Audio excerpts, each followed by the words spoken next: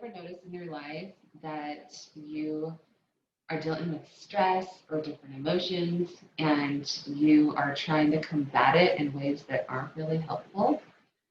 Well, I'm going to talk a little bit more today about how to process emotions. So, there's a difference between buffering and practicing emotional intelligence or processing your emotions. Let's go over the difference. But first, here's a quote by Viktor Frankl. Between stimulus and response, there is a space.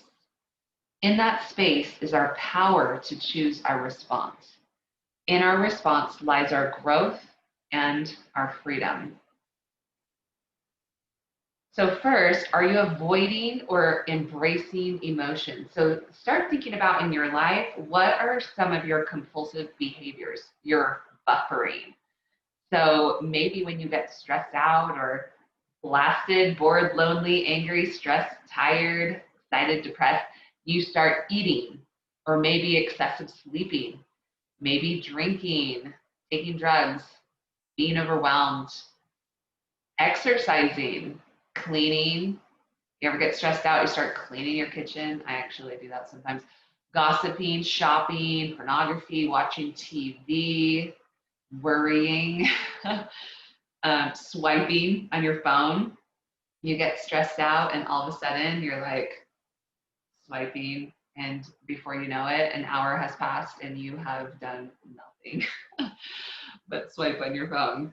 So, the first step is to identify what some of these compulsive behaviors are, your buffering techniques, okay? Because we need to raise our awareness dial and start noticing those, okay?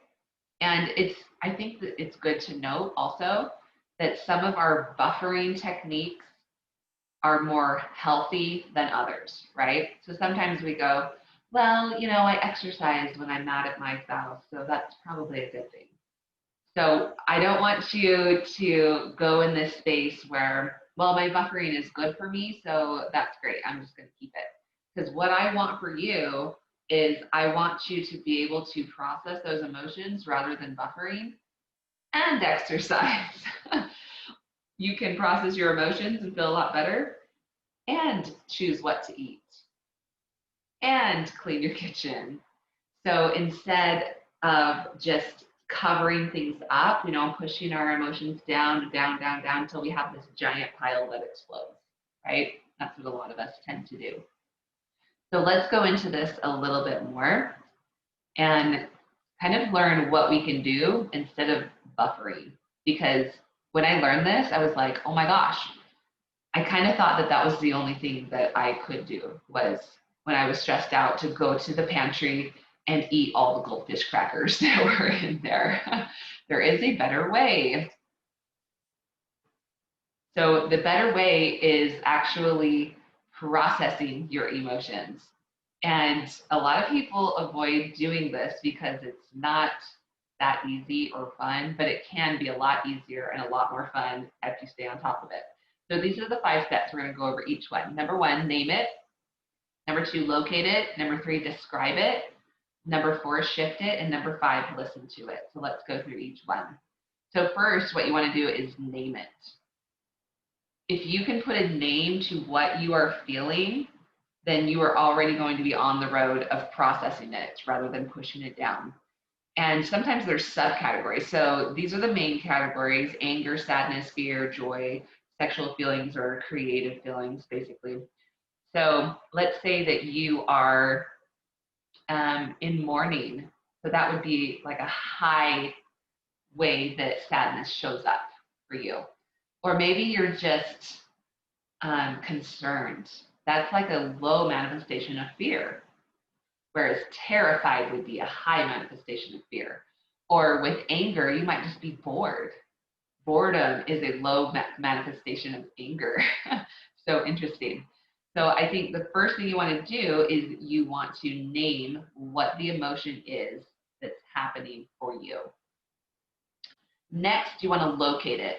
Where is it in your body? And there are some places in our body where people tend to feel emotions. Like when you're angry, you like my back and my neck, my shoulders, my clenched jaw. If I'm angry, that would be an example of places anger tends to show up. Or sadness, your eyes, you feel like you want to cry, or your throat or your high chest, like quivering. Fear in your belly, joy in your heart or in your core. So just really like locating where it is that you are feeling this emotion. Then you want to describe it. So I tend to feel like this works the best when you do it out loud. When you actually say it with your out loud words, you're like, okay, I'm feeling angry and I'm feeling clenching in my jaw. I'm feeling it in my jaw. There's clenching going on and tightening, or you feel like, I'm feeling anxiety and fear in my stomach and it's just nodding around and churning. So you're really going to want to describe what it is that you are feeling, where it is in your body, and what it feels like. And then once you locate it and you describe it, this is when you can start shifting. So what you want to do is you want to be somewhere where you're comfortable, where you can be quiet, and take deep but natural breaths in through your nose,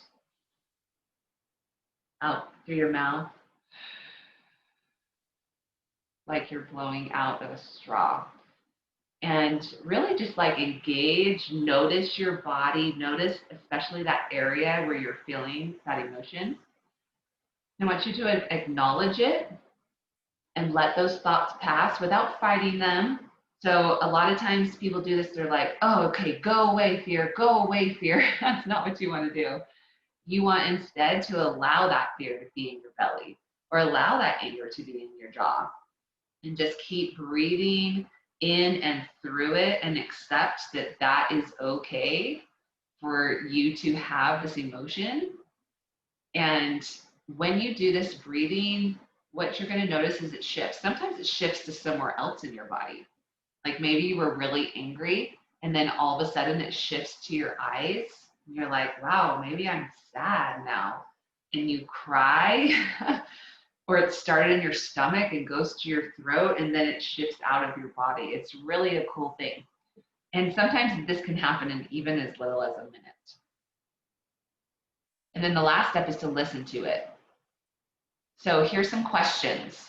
Like if you were sad or one of the subcategories of sad, what wants to be let go of or mourned? Are you allowing yourself to mourn that? Or anger, what wants to be stopped, changed, or ended in your life? Fear, what wants to be known?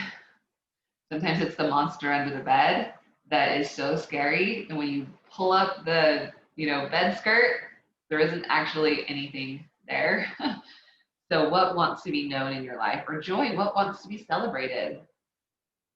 Creative, what wants to be created or what is attractive? And I think that it's interesting too to remember that you want to process joy as well. Sometimes joy can be overwhelming or so much like excitement and happiness and celebrating, and people will, put food in their mouths and eat so much cake and so much ice cream or whatever because they're not wanting to allow themselves to process that joy too. So I want to end with just a guided emotion processing time for you. And you can come back to this video and come to this point in the video if you'd like to just have a guided emotional processing time, or some people call it a guided meditation. So I want you to get comfortable in your seat. Now I want you to think about what is the emotion that you're wanting to process right now. Put a name to it. Is it a subset of fear, anger, joy, creativity? And where is that coming from? Where in your body are you feeling that? Are you feeling anger in your jaw? Are you feeling sadness in your eyes or upper throat? Are you feeling joy in your core or fear in your stomach, creativity? Kind of locate that in your body Now I want you to describe it. Say it out loud. Even if you are completely alone right now, describe that feeling. Usually an ing word, descriptive word. Okay, now I want you to get comfortable. I want you to breathe in through your nose, out through your mouth like you're blowing out a straw. You can close your eyes too. In through your nose, out through your mouth.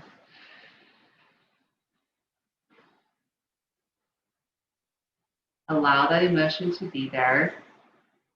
Allow it to be happening. Allow it to be doing the descriptive word that you called it. And keep breathing in through your nose and out through your mouth until you've started to feel that emotion shift for you.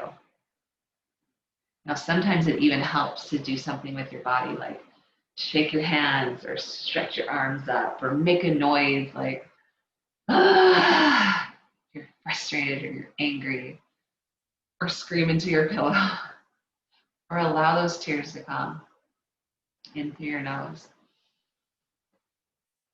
out through your mouth. Are you starting to feel that emotion shift? Now ask yourself, where is the wisdom? What wants to be let go of or mourned? What wants to be stopped or changed? What wants to be known? What wants to be celebrated or creative? What wants to be created? Okay, so roll your shoulders a little. How are you feeling? Have you felt some shifts happen? Have you felt that emotion go through you and maybe out? This is what we want to make a very common practice instead of just letting things build up on you. I always use this story of when I was little and I was babysitting my brothers. They were not allowed to eat in the TV room, but they would. They loved ramen. They would make their ramen and they would go and eat in the TV room, and lo and behold, every other time they would spill. So they would spill their ramen on the carpet. And then they knew, oh no, I'm in trouble. So they would go get a towel and they would cover it up and then leave. And then me as babysitter, I'd come in and I would be like, what is going on here? I see a towel. That's bad news. Because I know my brothers and they like to just cover stuff up and not clean it up. And so I would lift it up and all the ramen noodles and the broth and all the things. We'd have to clean it up. So I want you to think of your emotions like that.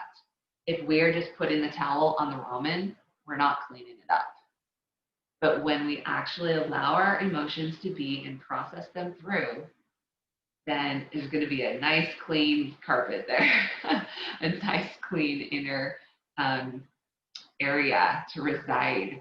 If you feel like things are just coming in on you so much, you have so much stress, so many things that you're handling, that might be your clue that you're not processing that emotion. You find yourself buffering, swiping, TV, Netflixing, eating, emotional eating, then this is something that you can try. So thank you so much for joining us, and I hope this has been helpful for you.